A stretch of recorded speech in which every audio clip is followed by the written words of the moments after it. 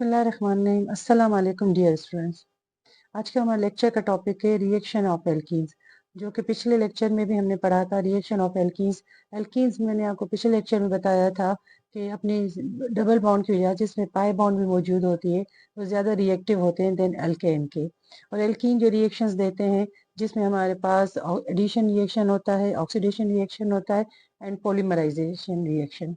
पिछले लेक्चर में हमने एडिशन रिएक्शंस किए थे और उसके सारे टाइप्स कर लिए थे। आज हम इंशाल्लाह ताला इसको फाइनल करेंगे जिसमें हमारे पास oxidation reaction and polymerisation reaction होंगे। सबसे पहले हम करते हैं ऑक्सीडेशन रिएक्शन।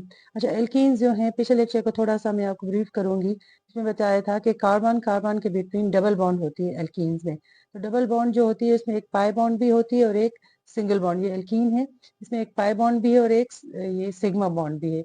पाई बॉन्ड जो होती है वो ज्यादा रिएक्टिव होती है, रिएक्टिव सेंस में कि वो ज्यादा वीक होती है देन द सिग्मा बॉन्ड के। तो जब भी कोई रिएजेंट जो है वो अटैक करेगा डबल बॉन्ड पे तो सबसे पहले पाई बॉन्ड जो है वो ब्रेक होती है। इस वजह से alkenes are more reactive than the alkanes. और एल्कीन्स जो हैं वो फिर इस तरह से अपने अनसेचुरेशन की वजह से एडिशन रिएक्शंस भी देते हैं।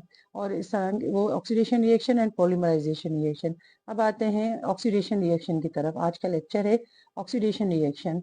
ऑक्सीडेशन रिएक्शन में है एपॉक्सीडेशन। एपॉक्सीडेशन मीन्स कि ऑक्सीडेशन रिएक्शन में क्या होता है कि addition of oxygen atom to double bond of an alkene forming 3 membered cyclic ether ROR। ये हमारे पास है ईथर, ये है एल्कीन। एल्कीन में है डबल बॉन्ड, इसमें ये है पाई बॉन्ड और ये है सिग्मा बॉन्ड। तो ये हमारे पास रिएजेंट है। तो ऑक्सीडेशन रिएक्शन में क्या होता है कि जब भी ऑक्सीजन एटम जो है वो डबल बॉन्ड के साथ रिएक्ट करता है तो डबल बॉन्ड में एडिशन हो जाती है। इस तरह से डबल बॉन्ड जो है वो चेंज होकर यहाँ पर अगर इपॉक्सीडेशन की बात करेंगे तो हमारे पास प्रोडक्ट बनेगा 3 मेंबर्ड साइक्लिक ईथर। ये होता है इपॉक्सीडेशन रिएक्शन।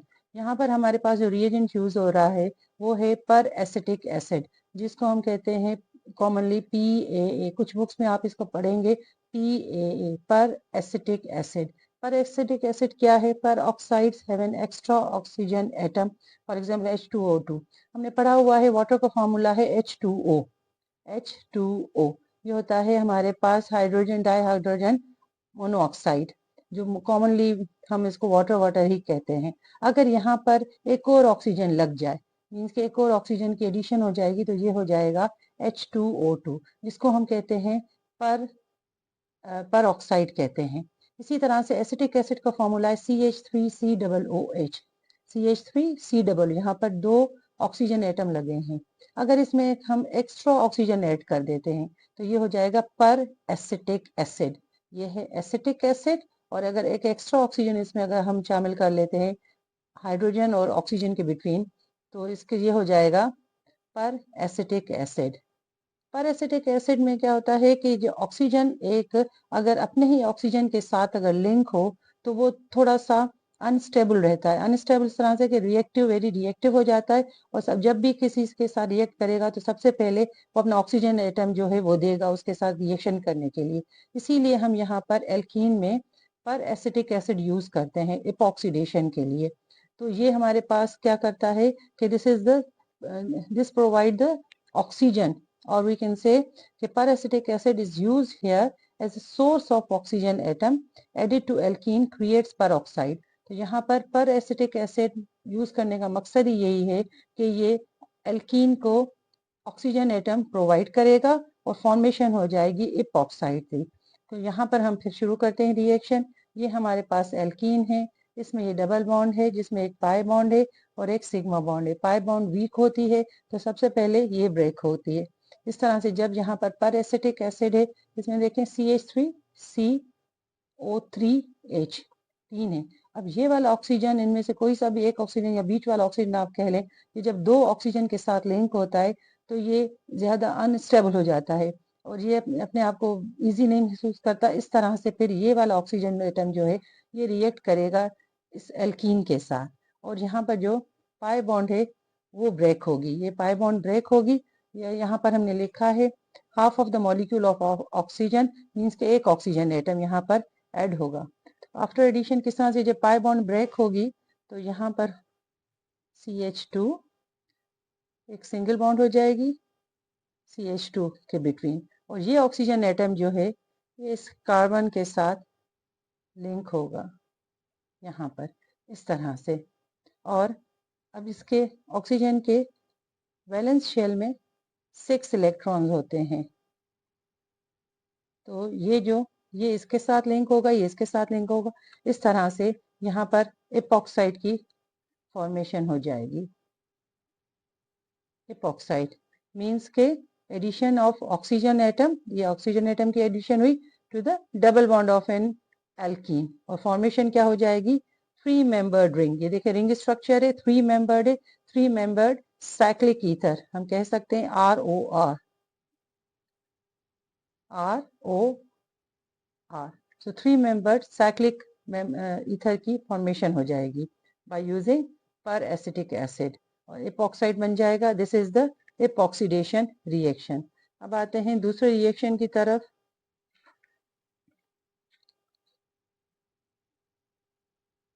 दूसरा हमारा रिएक्शन है ओजोनोलाइसिस का। ओजोनोलाइसिस, ओजोनोलाइसिस में भी हमारे पास ऑक्सीजन यूज होगी। यहाँ पर हम यूज करेंगे ओजोन को एल्कीन की बॉन्ड को ब्रेक करने के लिए। ओजोन क्या होता है, this is O3 molecule, O3 इसका स्ट्रक्चर ये है। सो लाइसिस मीन्स के ब्रेकिंग, मीन्स के एल्कीन की बॉन्ड को ब्रेक करने के लिए वो यूज है O3 और ओजोन मॉलिक्यूल। यहाँ पर है O3 molecule not only break the carbon carbon की जो इसमें पाई बॉन्ड होती है एल्कीन में, न सिर्फ उसको ब्रेक करेगा बल्कि इसमें कार्बन कार्बन की जो सिग्मा बॉन्ड होती है उसको भी ब्रेक करेगा। पिछले इपॉक्सीडेशन में हमने देखा था कि सिर्फ पाई बॉन्ड ब्रेक हुई थी, सिग्मा बॉन्ड बरकरार रही थी, मगर यहाँ पर जब ओजोन रिएक्ट करेगा तो वो फिर पाई बॉन्ड को भी ब्रेक करेगा और सिग्मा बॉन्ड को भी ब्रेक करेगा। और यहाँ पर we use the zinc dust. Zinc dust हम यूज करेंगे कि ऑक्सीजन एटम जो है उसका इंटरमीडिएट न बने, और इस तरह से जिंक और ऑक्सीजन रिएक्ट करेंगे, और फर्दर जो हमारे पास कंपाउंड है जो हम नहीं चाहते बनने तो वो नहीं बनेंगे। इस वजह से to prevent the we can say के अनवांटेड कंपाउंड्स और प्रोडक्ट्स, तो वो हम यूज करेंगे जिंक। यहाँ पर ये हमारे पास है एल्कीन, यहाँ पर ओजोन O3 मॉलिक्यूल जो है ये इसके साथ रिएक्ट करेगा और ये दोनों ही बॉन्ड ब्रेक हो जाएंगे। जब ये दोनों बॉन्ड ब्रेक होंगी तो यहाँ पर एक इंटरमीडिएट कंपाउंड बनेगा, ये CH2 और एक ऑक्सीजन एटम इसके साथ लिंक होगा CH2, ये बॉन्ड ब्रेक हो जाएगी, CH2 एक ऑक्सीजन एटम इसके साथ लिंक होगा, ये दोनों आपस में लिंक होंगे, बाकी तीसरा ऑक्सीजन एटम इस तरह से लिंक हो जाएगा। इस तरह से ये इंटरमीडिएट कंपाउंड बनेगा, intermediate. This is ethylene ozonide. Ethylene, ethylene है ये, इथाइलिन ओजोनॉइड,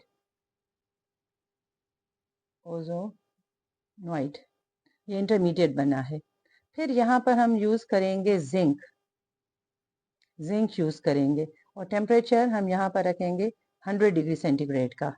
जिंक यहाँ पर यूज करेंगे, इस पे वाटर भी पोर करेंगे, तो जिंक जो है ऑक्सीजन के साथ रिएक्ट करेगा, ऑक्सीजन के साथ रिएक्ट करेगा, और ये बॉन्ड जो है यहाँ पर टूटेगी, ये यहाँ से एक बॉन्ड टूटेगी और ये यहाँ से टूटेगी। इस तरह से मॉलिक्यूल जो है ये ब्रेक हो जाएगा, स्प्लिट अप हो जाएगा दो मॉलिक्यूल्स में। और एक हमारे पास जो है जिंक ऑक्साइड, जिंक ऑक्सीजन को लेकर जिंक ऑक्साइड की फॉर्मेशन हो जाएगी, और हमारे पास मेन मॉलिक्यूल जो बनेगा वो मैं यहाँ लिख रही हूँ, ये वाला यहाँ पे लिख रही हूँ। यहाँ पे जो बनेगा 2 मॉलिक्यूल्स ऑफ फॉर्मेल्डिहाइड के बनेंगे। ये देखिए ये यहाँ से टूटेगा, ये यहाँ से टूटेगा, तो ये हो जाएगा, इसको हम यहाँ लिख सकते हैं कार्बन ऑक्सीजन के साथ डबल और हाइड्रोजन। इस तरह से ये मॉलिक्यूल, दो मॉलिक्यूल्स इसके बनेंगे, तो ये हो जाएगा फॉर्मेल्डिहाइड, फॉर्मेल्डिहाइड। और इसको हम 1 मेथेनॉल भी कह सकते हैं, 1 मेथेनॉल, इसलिए कि ये एल्डिहाइड का है, तो 2 मॉलिक्यूल्स ऑफ फॉर्मेल्डिहाइड के बनेंगे और यहाँ पर ये दोनों ही बॉन्ड टूटेंगी, पाई भी और सिग्मा भी। जिंक ऑक्सीजन के साथ रिएक्ट करेगा। जिंक हम यहाँ पर मैंने आपको बताया था इसलिए यूज कर रहे हैं कि ऑक्सीजन को लेकर सेपरेट आउट हो जाए और फर्दर हमारे पास डिफरेंट इसके प्रोडक्ट्स ना बने। तो यहाँ पर सिर्फ हमारे पास जो चाहिए जिंक ऑक्साइड और प्लस हमें चाहिए था 2 फॉर्मेल्डिहाइड के मॉलिक्यूल्स हैं उसकी फॉर्मेशन होगी। This reaction is known as ozonolysis, means के बाय यूजिंग ओजोन हम ब्रेक करेंगे किसको, एल्कीन की बॉन्ड को। So this is ozone O3। फिर अब हम आते हैं तीसरे रिएक्शन की तरफ। थर्ड हमारे पास रिएक्शन है पोलीमराइजेशन। पोली का मतलब होता है मेनी, मर्ज मीन्स के मॉलिक्यूल। अब पोलीमराइजेशन हमने उसमें पढ़ा था, चैप्टर नंबर 6 में भी पढ़ा था कि पोलीमराइजेशन एक हमारे पास एडिशन पोलीमराइजेशन होता है, दूसरा कंडेंसेशन पोलीमराइजेशन भी होता है। यहाँ पर हम पढ़ रहे हैं एडिशन पोलीमराइजेशन। पोलीमराइजेशन क्या होता है कि मोनोमर्स जो हैं, काफी मोनोमर्स, बहुत सारे मोनोमर्स जब आपस में ज्वाइन टुगेदर होते हैं, they form a polymer. Mono means के वन, मर्स मीन के unit. When many monomers join together they form a polymer, एक बड़ा सा मॉलिक्यूल बनाते हैं। और इसको हम कह सकते हैं linking of many alkene molecule monomers या many alkene molecules together to form और to produce a polymer chain के जो ये है एल्कीन जो है उसके ढेर सारे मॉलिक्यूल्स जो हैं, नंबर ऑफ मॉलिक्यूल्स जो हैं वो आपस में जब ज्वाइन टुगेदर होंगे या ऐड होंगे, टेम्परेचर हम रखेंगे यहाँ पर 200 डिग्री सेंटीग्रेड, प्रेशर हम रखेंगे 2000 एटमॉस्फेरिक प्रेशर, मींस के इन high temperature and high pressure में। तो ये मॉलिक्यूल्स जो मोनोमर्स हैं ये आपस में ज्वाइन टुगेदर होंगे एंड फॉर्म करेंगे एक पॉलीमर का। तो यहाँ पर ये बॉन्ड टूटेगी, ये जो हमारे पास है इसकी डबल बॉन्ड, और फॉर्मेशन हो जाएगी। इसको हम, जब ये मेनी मॉलिक्यूल्स हैं तो इसको हम इस तरह से भी लिख सकते हैं कि ये CH2 नंबर ऑफ मॉलिक्यूल्स हैं, कोई खास तादाद हम इसमें लिख नहीं सकते। यहाँ पर n हमने लगा दिया, ये हमारे पास है। तो इसमें देखें ये वाले इसको ओपन करके लिखा हुआ, ये आपस में एक मॉलिक्यूल है इसका, ये दूसरा इसका मॉलिक्यूल है एल्कीन का। अब ये आपस में ज्वाइन टुगेदर हो रहे हैं जब with high temperature and high pressure. तो इसी तरह से CH2 नंबर ऑफ मॉलिक्यूल्स बन जाएंगे ये पूरे। तो इसको कहते हैं पॉलीथीन, पॉलीथीन या पॉलीइथाइलिन, पॉलीइथाइलिन जो कि प्लास्टिक और पॉलीमर है एक। दिस इज द पॉलीमर, ये क्या है, पॉलीमर। ये एक ही चीज है, ये पॉलीमर है। और अमूमन जो प्लास्टिक्स वगैरह जो हम शॉपर्स यूज करते हैं उसमें ये पॉलीमर ये उसी का होता है। तो यहाँ पर ये N जो है ये this stands for the many molecules, के नंबर ऑफ मॉलिक्यूल्स हैं, कोई एक मॉलिक्यूल नहीं है। तो ये N हमने लिखा इसीलिए है कि ढेर सारे मॉलिक्यूल्स हैं। N stands for the number of molecules. So this is the addition polymerisation where linking of many alkenes number of है। यहाँ पर भी हमें अंदाजा नहीं है कि कितने मॉलिक्यूल्स हैं, नंबर ऑफ मॉलिक्यूल्स और many molecules of alkene join together और added together forming a polymer chain, एक पॉलीथीन बनता है। और पॉलीइथाइलिन जिसको हम कहते हैं, जो कि प्लास्टिक्स वगैरह में यूज होता है और उसके डिफरेंट और प्रोडक्ट्स बनते हैं। This is a polymer. So आज हमने 3 इसके फाइनल रिएक्शंस पढ़ लिए एल्कीन के। एक हमने पढ़ा ऑक्सीडेशन का, जिसमें हमने पढ़ा उसमें ये पहला वाला जो हमने पढ़ा था ओजोनोलाइसिस भी पढ़ा था, और हमने एपॉक्सीडेशन भी पढ़ा था, एपॉक्सीडेशन, ओजोनोलाइसिस, और तीसरा हमने पढ़ा है इसका पॉलीमराइजेशन। इस तरह से आज एल्कीन के रिएक्शंस हमने एंड कर लिए। होपफुली आपको समझ में आया होगा। These are very important reactions for the examination point of view. Thank you dear students, अल्लाह हाफिज। Hi, if you like this video, please click the thumbs up icon. If you're new to the channel, please subscribe and do click on the bell icon so that every new video notification reaches you promptly. Share this video to spread the knowledge. And do share your comments as I read every one of them.